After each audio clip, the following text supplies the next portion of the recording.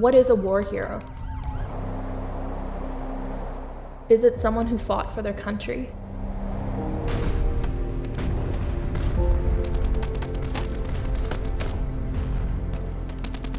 Is it someone who sacrificed themselves for peace?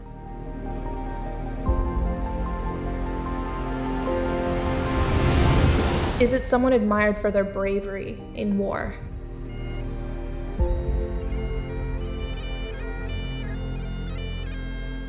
The truth is, there's no one definition for war hero. A war hero can mean many different things to many different people. For the Royal Canadian Navy, we see Harry George DeWolf as a war hero. He served in the Royal Canadian Navy from 1918 through to 1960.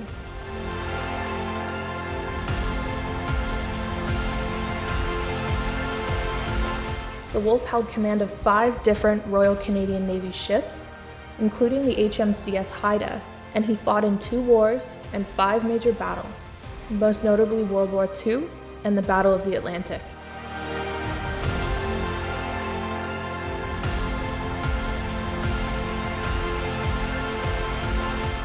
DeWolf received a total of 13 awards and decorations throughout his career.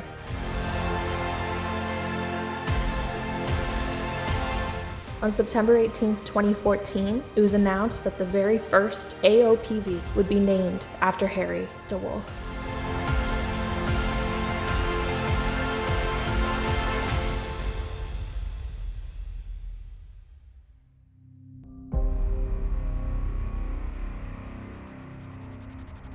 Good afternoon and welcome. I'm Colin Darlington. I'm the Vice President of the Royal United Services Institute of Nova Scotia. I welcome you to our October Distinguished Speaker. Bio for our speaker today, John Keys, naval architect, naval constructor with the RN. Well, it's a real pleasure being here this afternoon.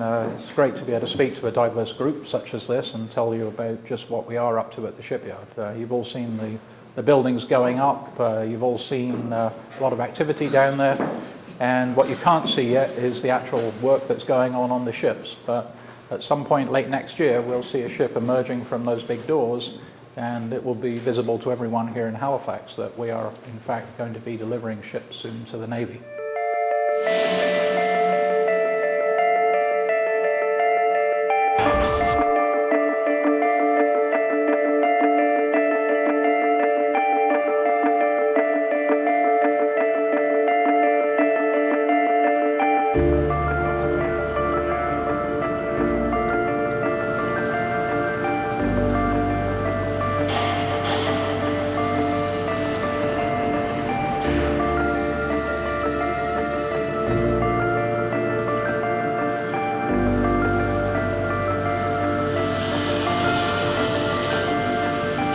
What we have behind me is the start of the flat panel line. This is a state-of-the-art series of robot welding equipment.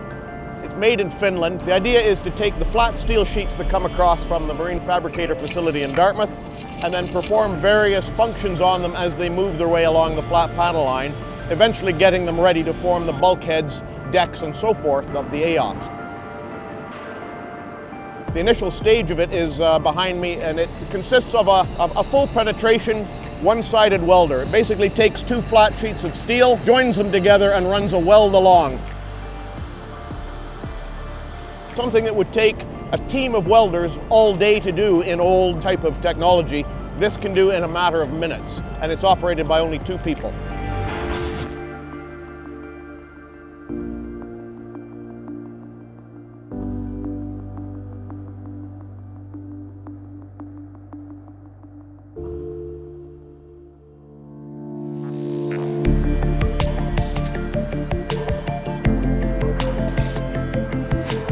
What we see beside me here is the micro-step part of the flat panel line. After the 2 sheets are joined up at the initial stage, they're brought into here. And then anything like perforations for such things as cable runs or for doors and hatchways or ventilation penetrations, those all have to be cut in those flat steel panels. And that's what this machine here does. And there's a secondary function Remember, the steel comes in here already primed, but you can't weld onto that on top of the primer. So we have to blast off a strip of primer where we're going to fit on the stiffener profiles, which are done at the next stage.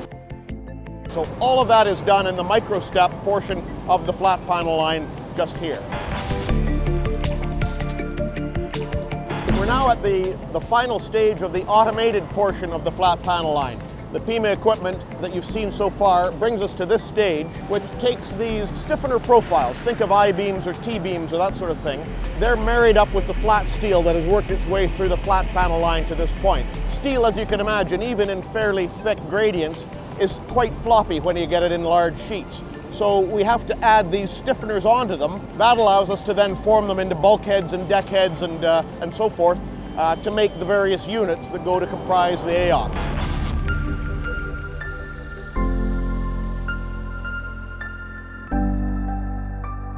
This part of the process is called the complex assembly. We've already talked about the flat panel line, which is a largely automated process because the flat panels lend themselves to being done that way. However, much of a ship is comprised of curved panels, the hull sections and so forth. Those are more complicated to put those stiffeners on, and therefore it doesn't lend itself to an automated process. It has to be done by hand by individual welders. So what we do here is we mount each of these curved sections, we mount them on this pin jig. These different pins can be raised and lowered to different heights so that we can support any type of complex curved shape upon it. And that allows the welders access to the above side and the underside in order to weld on those curved stiffeners. And that's what's happening behind me here. As I mentioned, it's called the complex assembly portion of the process.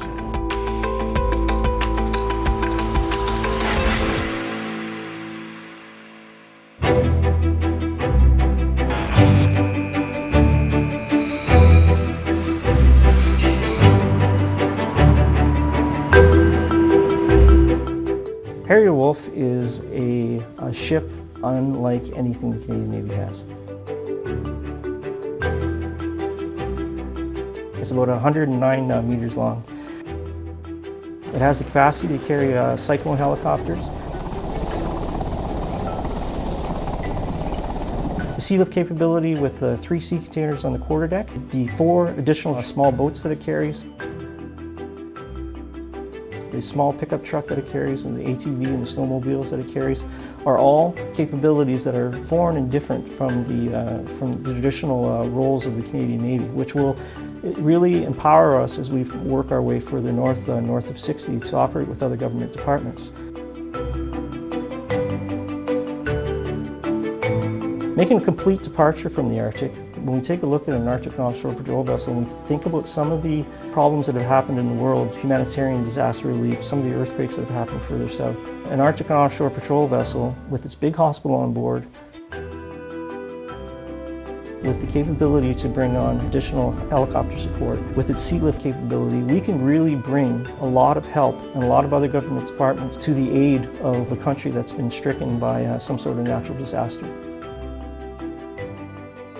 So being the first commanding officer of the Harry DeWolf, I see a lot of different opportunities for our crews to get engaged with the communities, work with Parks Canada to restore some of the historic properties that are up north,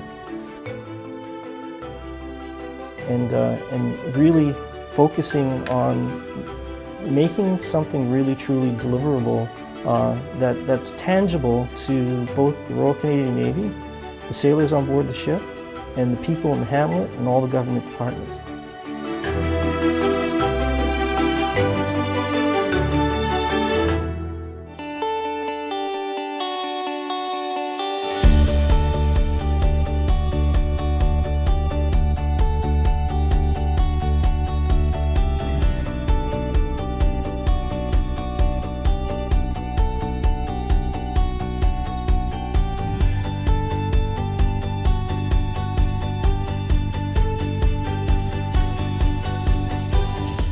Is the Harry DeWolf not a great looking ship? Like, who would say, yeah, that's a gorgeous looking ship?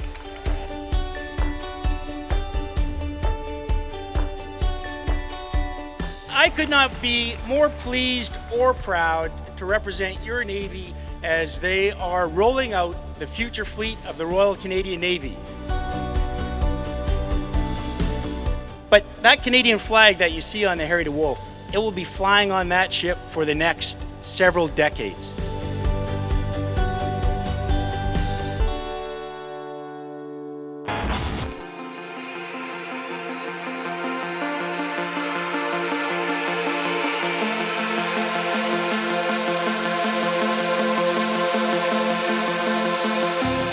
Our team of almost 1,900 skilled shipbuilders are beaming with pride and satisfaction today as we look over the future Harry DeWolf. And this great ship clearly shows that shipbuilding on a large scale is back in Canada. She's filled with technology, capability, and adaptability for today and tomorrow. I want to extend congratulations to Jim Irving and to the Halifax Shipyard family who are responsible for building this magnificent vessel here today. This is some kind of special day. The only thing I want to be able to say to you is our Navy's success depends on your success. It's a pleasure for me to be here today with the dedicated sailors of the Royal Canadian Navy, my colleagues, Irving Shipbuilding employees. It's a historic day for Canada, for the Navy, for Halifax, and the Yard. We all work together to achieve this historic landmark goal. Thank you for allowing us to honor your father and what he stood and what he lived for every day. To the entire Harry DeWolf courageous crew, we say, fairest winds and following seas, bonne navigation.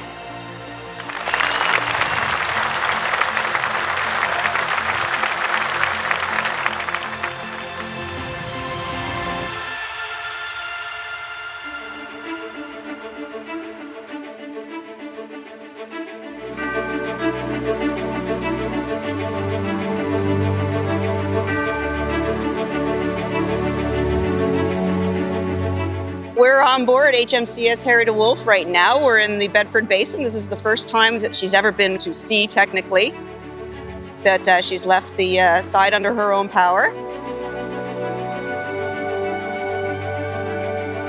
We're here conducting some trials, some engineering, and also the small boats, and some external communications as well.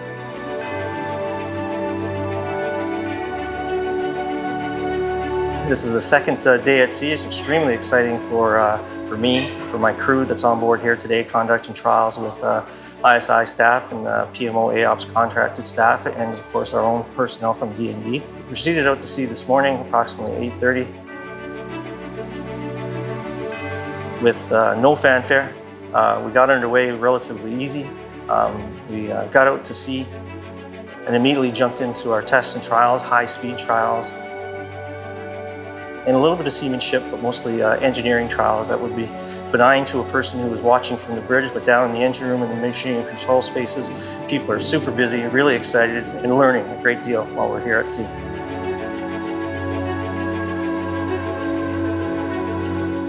So this opportunity is a very wonderful opportunity for myself as a master seaman in this position. I get to witness history being made with regards to a brand new ship provided to the RCN and the capabilities that this is going to provide up north and down south for any specific mission that we are tasked with.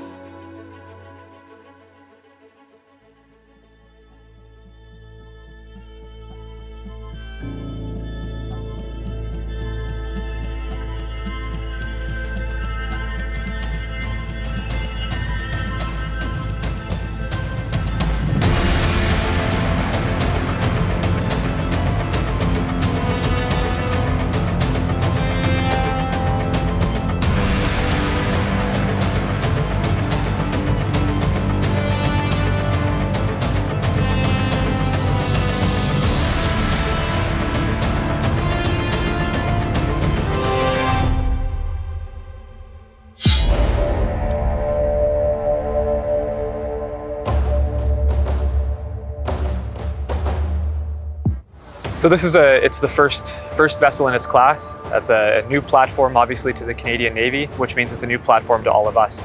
So when we were conducting our readiness training about a month ago now, we were learning all about the platform, how it maneuvers,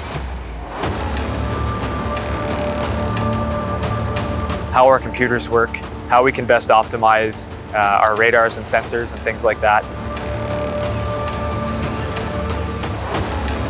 Sea Training is an organization that comes on board HMCS ship to validate the training of our sailors to ensure that they're capable of performing the basic task that is required for them, such as man overboard, fire, flood, and search and rescue operations. And then now the proficiency sale, so now that we've essentially dealt with our sea training organization and they've given us the go-ahead and saying that we're safe to operate everything, now we're basically doing everything on our own and becoming more proficient and more skilled and more comfortable with operating all the gear on board. And then the next phase will actually be go out the door to conduct real-time operations.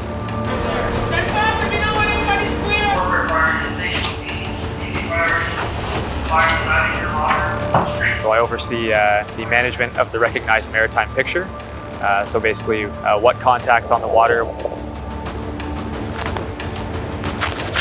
what air contacts in the sky are doing. And we coordinate that and send that basically ashore so that commanders either at sea or ashore can make decisions on that information. Harry DeWolf is an Arctic and offshore patrol vessel. Part of that patrol aspect is understanding what's going on around us, understanding patterns of life. We oversee the surveillance of contacts of interest, vessels of interest. We try and make sure that everything basically makes sense. Vessels are who they say they are for a variety of reasons, but mostly just to ensure that we're protecting our North and our Arctic sovereignty.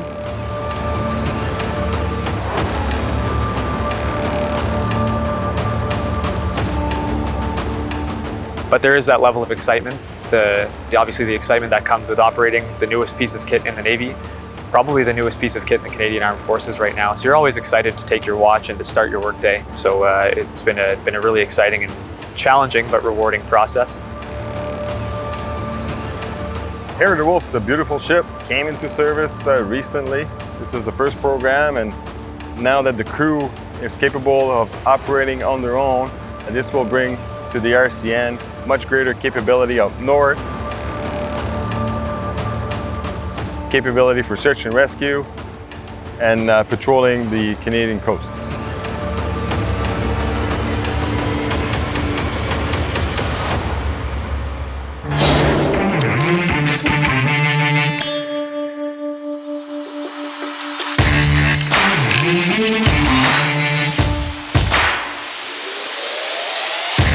We're currently at sea on board Harry DeWolf, just finishing up the proficiency patrol, which is our really our first opportunity to do a crew shakedown, just us, my 65 plus an additional 20 training sailors to be on board the ship and to get underway and to really run the ship through its paces and learn as much as we possibly can with the ship.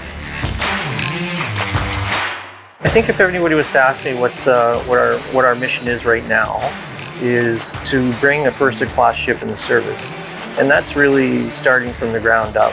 We have to first learn all the brand new systems, all the new technology, and we started that a couple of years ago by integrated a computer-based training where we all sat behind desks for literally months at a time to study the ship academically. And then we made a transition point where we came on board the ship in small teams to focus on different parts of the technology on board and learned practically from a static display mode while the ship was alongside and still in production, which is really quite good because you get the opportunity to sit beside and work beside the people, the manufacturers and the people that are actually installing the equipment. You really get a really in-depth knowledge of how the equipment operates and how it integrates together.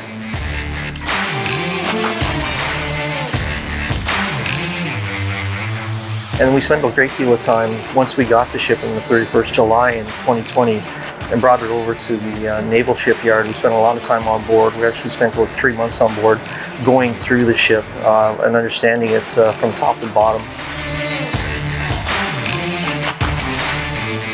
Then the transition, of course, was to go out to sea for 12 days to really do a crew shakedown where we started off at slow time.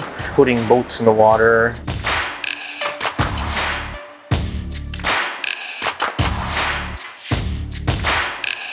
And moving the ship away from a berth, and then bringing the ship back alongside a berth, going to an anchorage position, and getting underway, dealing with other vessels in the vicinity of us and doing contact avoidance, working the radars and learning how to communicate internally inside the ship. And me getting the opportunity to drive the ship alongside unassisted. Never drove the ship ever before. And within 7 days, we were doing jetty approaches and bringing the ship alongside, unassisted with tugs, with all kinds of different types of winds, which is really, something to say about the naval training system in general, because it gives us the tools to actually be able to operate a ship from any facet, whatever your trade is on board the ship. To bring a brand new ship into service using the general rules and the general instructions that you get, and apply them to the new ship, and then figure out what the nuances are and apply them in a short period of time. The design that went into the ship in specific areas, talking about creature comforts and new capabilities that we haven't had before, and I think from a deck department perspective or deck division perspective, the 2 rescue boats and their ability to operate over the horizon and really force project ashore, whether it's going to get parts or going to do reconnaissance missions. They really give us the ability to reach out and touch, further afield up to 20, 25 miles away that we've never really had before. It also gives some very junior sailors a significant amount of responsibility, and that's one of the great strengths we've seen from this particular trip.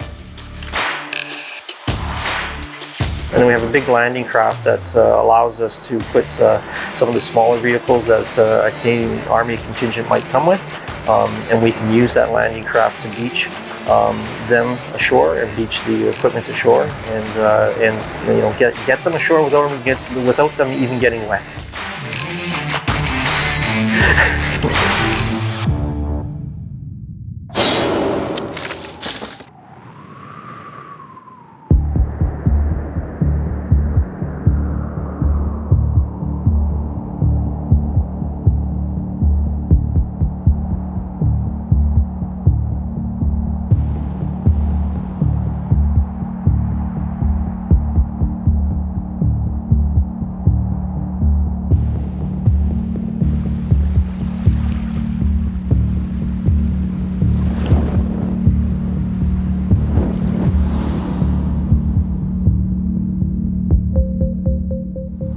So we left Halifax on the 9th with embarked trial staff and proceeded to Newfoundland to Conception Bay.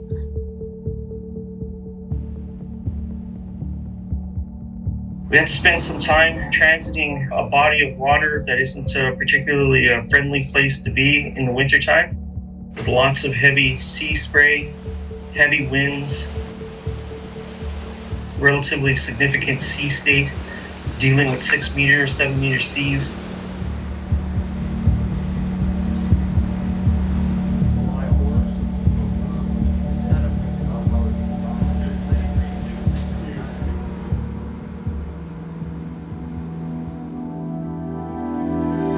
The transit between Halifax and Newfoundland proved to be incredibly challenging because of the weather.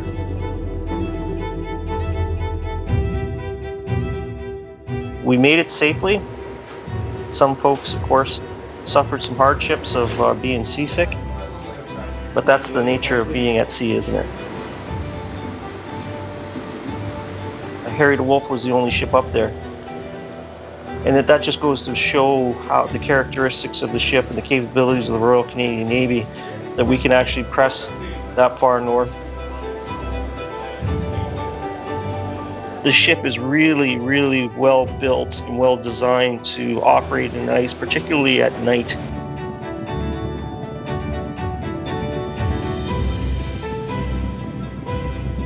It was challenging because of constant sea spray, freezing sea spray on the hull of the ship. The ship is designed with heat trace systems all throughout the ship to dampen any kind of freezing sea spray on the hull of the ship, but it can happen, it will happen.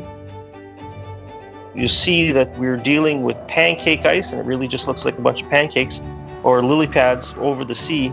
And that's the first stage of development for ice. As we proceed further north, it gets gradually thicker into gray ice, and then ultimately into first year frozen solid ice, where the snow begins to pack on top of it. And then we proceed further north into the ice that we need, that meets the characteristics to meet the trial agenda.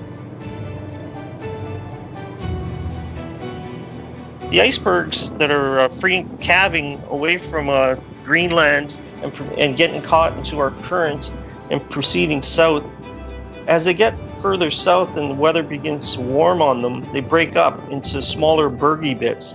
And these bergy bits are really hard, old ice, meaning that it's been frozen for a number of years, probably hundreds of years. It's harder than cement. And striking it with a ship's hull at a high speed can actually cause damage to the ship and actually punch a hole in the ship.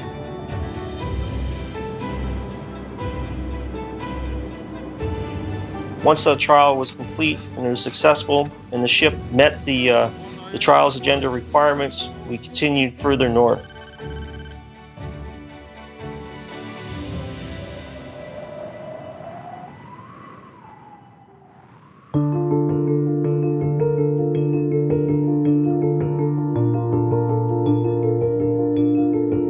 It was the first time the crew and the trials agenda staff would ever experience being in 10 tenths ice, where the ship is actually ramming through ice, coming up on top of ice and sliding off of it and making its way further north.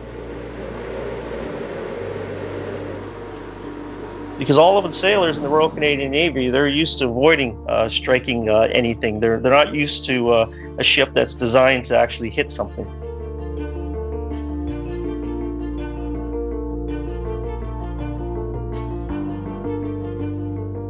And it performed extremely well in the first set of ice flows. This ship is extremely capable and able to safely operate in ice.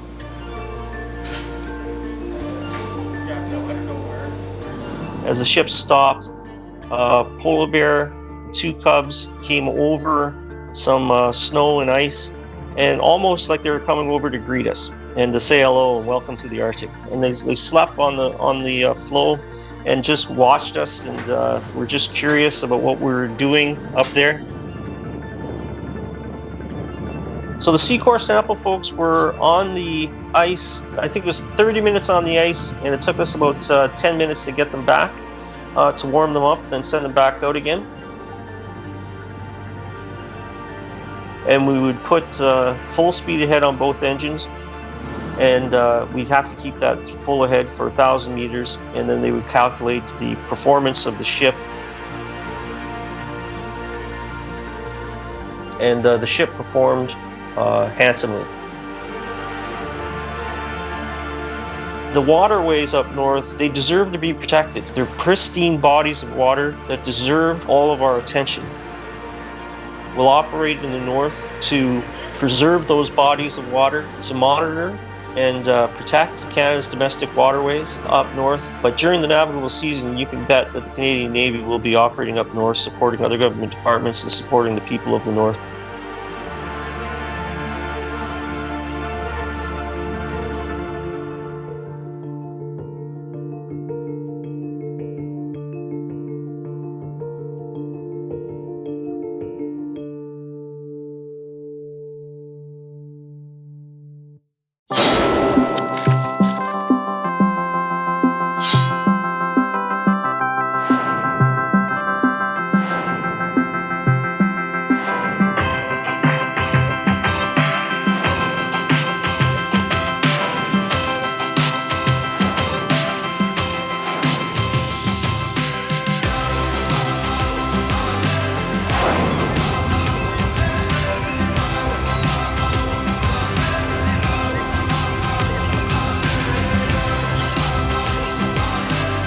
So one can't help but become excited in these trials. I think looking back at the pictures from our ice trials, I think almost the whole country, at least the whole Navy, has seen the famous photo of Harry DeWolf sitting in an ice floe overnight, northern lights above us, family of polar bears visiting us, Arctic foxes running around.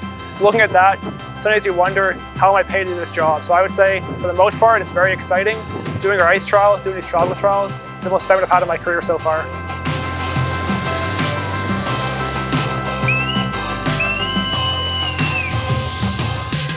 The best thing I would like on this ship is definitely the new equipment for bosuns. Look up. The new boats, the new crane, it's all new training. We have ATVs, we got skidoos. It's a lot of new gear that makes our life easier, and it's also a lot of fun to operate.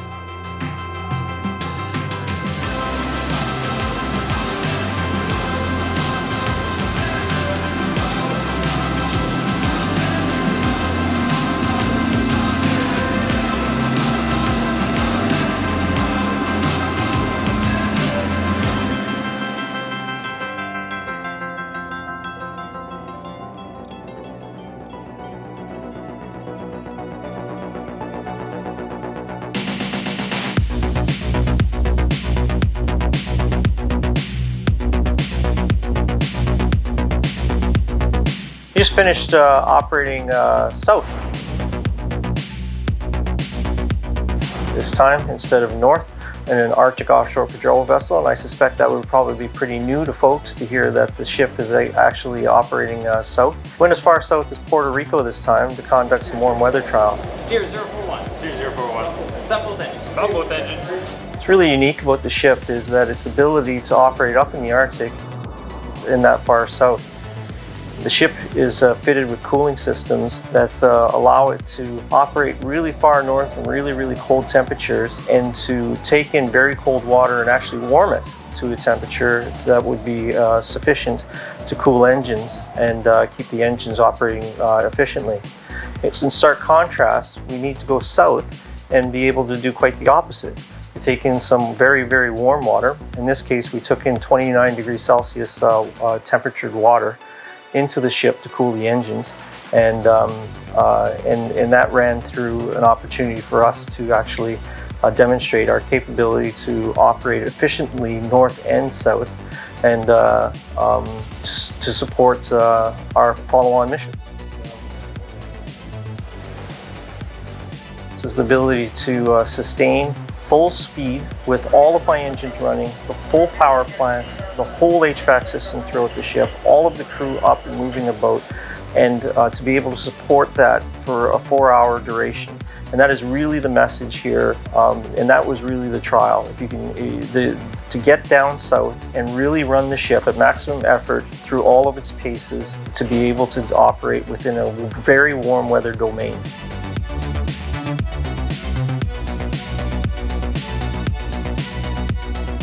But sometimes we get lucky, and this time we really got lucky where we had the opportunity to finish up our warm weather trial on the 5th of May and then jump right into our 25mm trials, which is our main armament system up forward on the forecastle.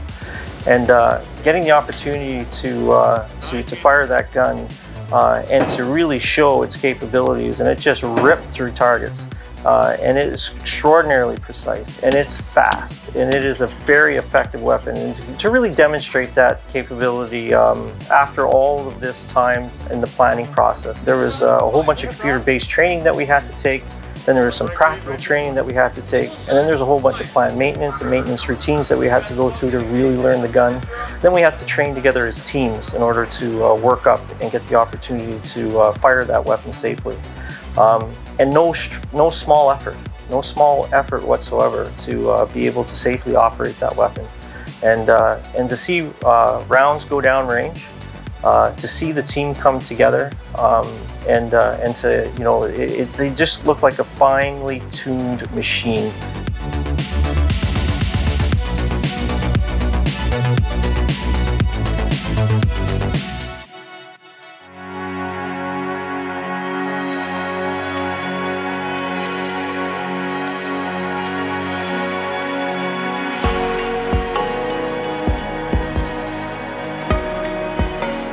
We completed our warm weather and our 25mm trials. I would have to say that the ship is really performing at a level we couldn't have expected.